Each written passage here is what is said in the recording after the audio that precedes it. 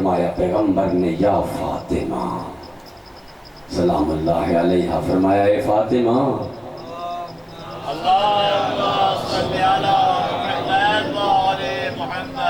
من بقا علی الحسین او ابقا او تباکا فرمایا وہ شخص جو حسین پہ گریہ کرتا ہے روتا ہے رلاتا ہے رونے جیسی شکل بناتا ہے واجبت الجنہ جنت اس پر واجب ہو جاتی ہے دیکھر فرمایا یا فاطمہ کل عین باق یوم القیامہ کل عین باقیت یوم القیامہ فرمایا ہر آنکھ قیامت کے دن روئے گی الا من بقا علی الحسین سوائے اس آنکھ کے من بقت علی الحسین اس دنیا میں بیٹھ کر حسین ابن علی پہ گریہ کرتی ہے فَإِنَّهَا مُسْتَبْشِرَةٌ وہ قیامت کے دن روئے گی نہیں بلکہ وہ خوش نظر آئے گی فضیل ابن یسار امام جعفر الصادق علیہ السلام صحابی ہے نا آیا ہے مولا کی خدمت میں امام نے دیکھا فرمایا یا فضیل حال انتم تجلسون وتحدثون وتبقون اے فضیل کیا تم مجلسے کرتے ہو حال انتم تجلسون کیا مل بیٹھتے ہو مجلس کرتے ہو وتحدثون اور ہماری حدیثیں بیان کرتے ہو اس کے اندر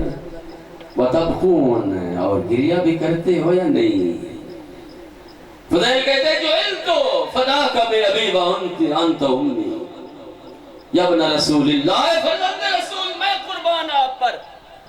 میرے ماں باپ قربان نام تجلسون وتحدثون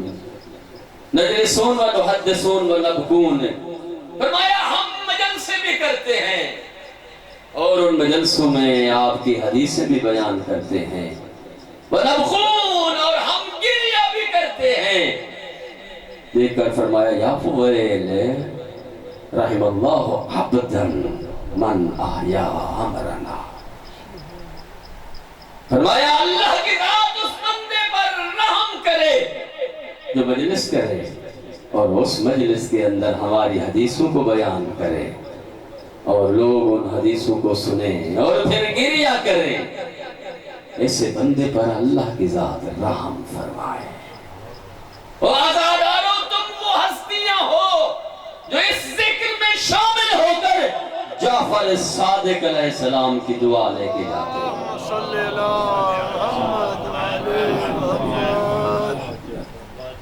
اور امام علی رضا علیہ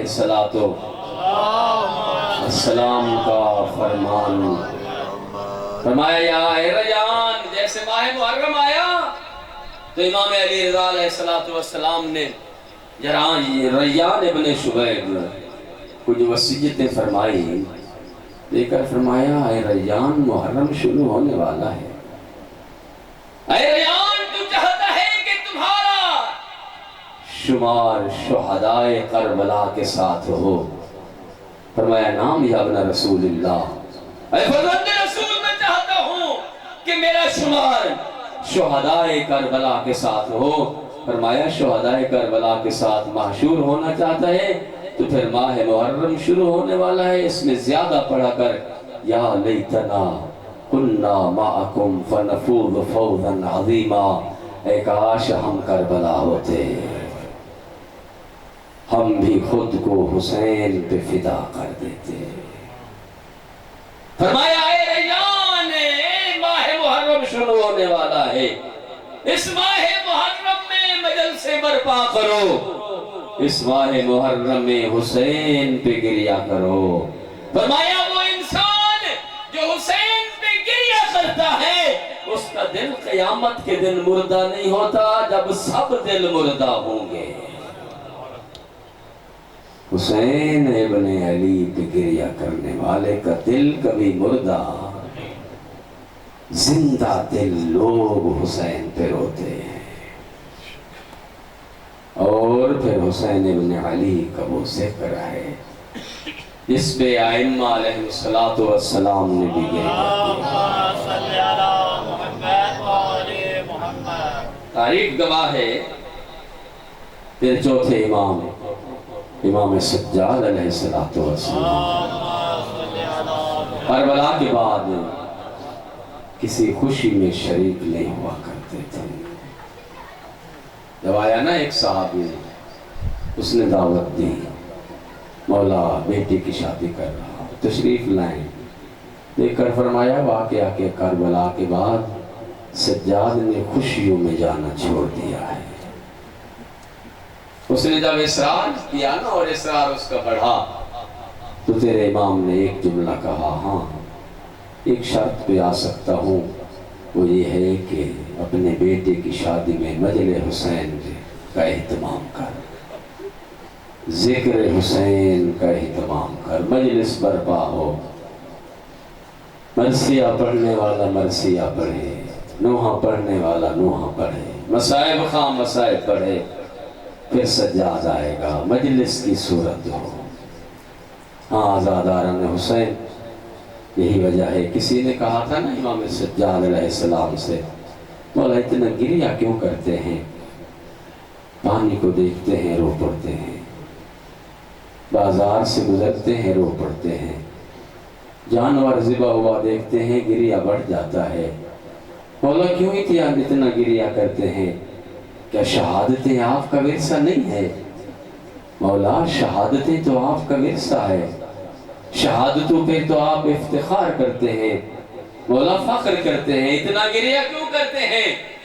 ایک کر ایک جملہ کہا، فرمایا بنحال تو نے انصاف نہیں کیا، ٹھیک ہے شہادتیں ہمارا ورثہ ہے، ماؤں بہنوں کے ساتھ بازاروں میں جانا، ننگے سر زینب کو بازار لے جانا، یہ تو ہمارا ورثہ نہیں ہے۔ ہاں آزاداران حسین، تاریخ گواہ ہے۔ میں عرض کر رہا تھا کہ آیت اللہ محسن قراتی کے جملے وہ فرماتے ہیں فرق ہے یوسف یعقوب کے یوسف میں اور زہرا کے یوسف میں۔ یعقوب کا یوسف سے بھی وطن چھڑایا گیا، زہرا کے یوسف سے بھی وطن چھڑایا گیا۔ یعقوب کا یوسف جب گیا تنہا گیا، زہرا کا یوسف نے جب وطن چھوڑا زہرا کی بیٹیاں ساتھ لے کے گیا۔ عزاداران حسین، میرے ملک کی رسم ہے یہ، پہلے محرم کے پہلے دن میں حسین کا مدینہ چھوڑنا بیان کیا جاتا ہے کہ زہرا کی بیٹیوں نے مدینے کو الوداع کیسے کیا، حسین نے نانا کے مزار کو الوداع کیسے کیا۔ عزاداروں، مورخین لکھتے ہیں کہ جب دیکھا ام سلمہ رضی اللہ تعالی عنہ حرم پیغمبر ہے، حسین کو پالنے والی ماں ہے، تاریخوں میں درج ہے بڑا عشق تھا، بڑی محبت تھی ام سلمہ کو حسین ابن علی سے۔ جب دیکھا نا الوداع کرتے ہوئے حسین ابن علی کو، پوچھا اور آئی سلام کیا، میرے مولا بھی گئے الوداع کرنے کے لیے، اپنی نانی ام سلمہ کو سلام کیا، ام سلمہ میں مدینہ چھوڑ کے جا رہا ہوں۔ جناب ام سلمہ نے ایک جملہ کہا، رو کر فرمایا حسین اگر مدینے چھوڑتے بھی ہو تو کربلا نہ جانا۔ حسین کربلا کے حوالے سے میں تیرے لیے تیرے نانا سے عجیب تیری غربت کی داستانیں سنتی آئی ہوں۔ حسین اگر کربلا جاتے ہو، اگر مدینہ چھوڑتے ہو تو میری پہلی خواہش یہ ہے کہ تم کربلا نہ جاؤ۔ حسین نے رو کر اتنا فرمایا، نانی مجھے میرے دین کو، نانا کے دین کو، میرے خون کی ضرورت ہے، اگر میں کربلا نہ جاؤں نانا کا دین نہیں بچتا۔ دوسرا جملہ حضرت ام سلمہ رضی اللہ تعالی عنہ حرم پیغمبر کا دیکھ کر فرمایا حسین اگر مدینہ چھوڑتے بھی ہو تو پھر زینب و کلثوم کو ساتھ نہ لے جاؤ۔ دیکھ کر فرمایا ہاں مسلمہ میں بتانا اتنا چاہتا ہوں، نانا کی طرف سے حکم یہ آیا ہے، میں بھی یہ جانتا ہوں کہ اس وقت تک میں نے کربلا میں دین بچانا ہے اور زینب نے مجھے بچانا ہے، جس نے میری محنت کو باقی رکھنا ہے، جس نے پوری دنیا میں حسین حسین کہلوانا ہے، اسے زینب کہتے ہیں۔ نانا کا حکم ملا ہے کہ خدا کی مشیت یہ ہے کہ حسین تجھے کربلا میں قتل دیکھے، مقتول دیکھے، اور اسی طرح خدا کی مشیت یہ ہے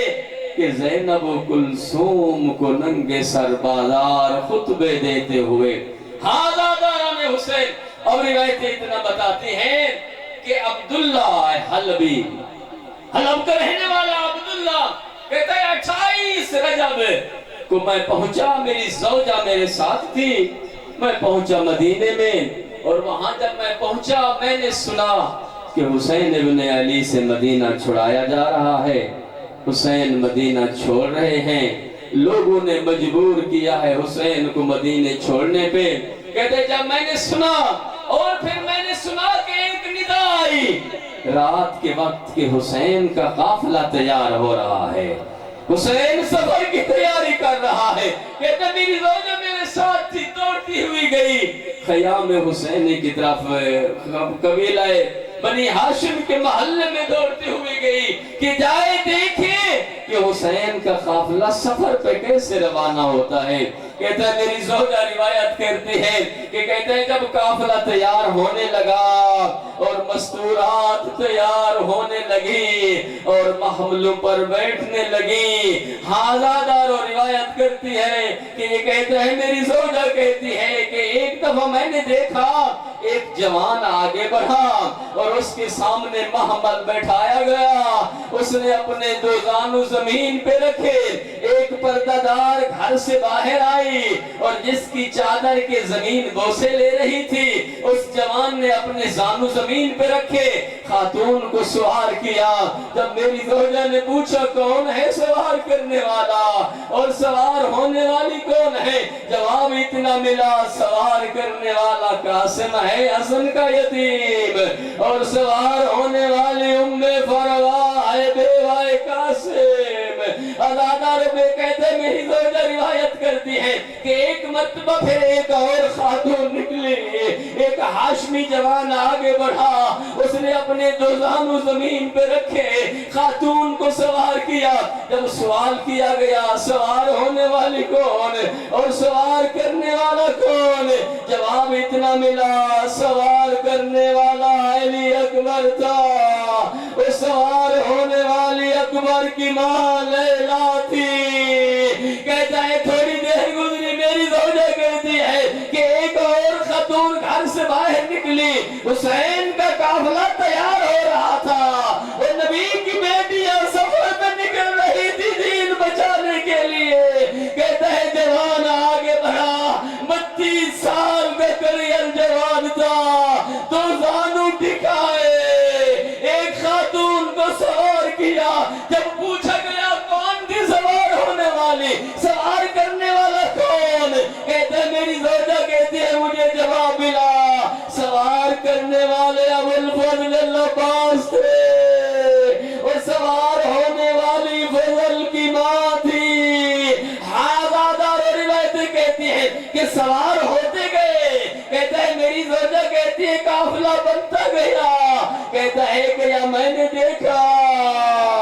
خاندان طہارت کے دروازے سے ایک خاتون نکلی، جہاں ایک جوان نہیں، چاروں طرف بنی ہاشم کے جوانوں نے گھیرے میں لیے ہوئے ہیں، اور کہیں سے اکبر ہے، کہیں سے قاسم ہے، اور کہیں سے آم محمد ہے، کہیں سے عباس ہے، اور کہیں سے حسین ہے۔ آزادہ اب روایت کہتی ہے جب سوار کرنے کی باری آئی، قاسم بڑھ کے کہتے ہیں میں سوار کروں، علی اکبر آگے بڑھے کہتے آؤ پھپھی ابو میں سوار کروں،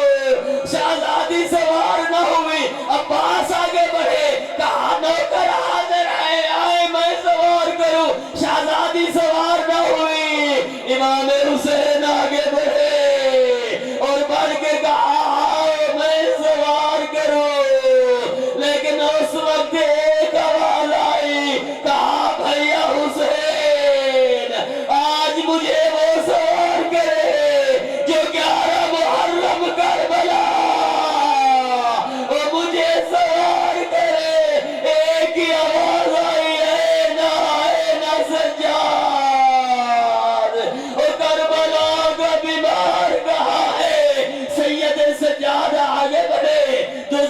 زمین پہ ٹھکائے اور سیدہ زینب کو سوار کیا۔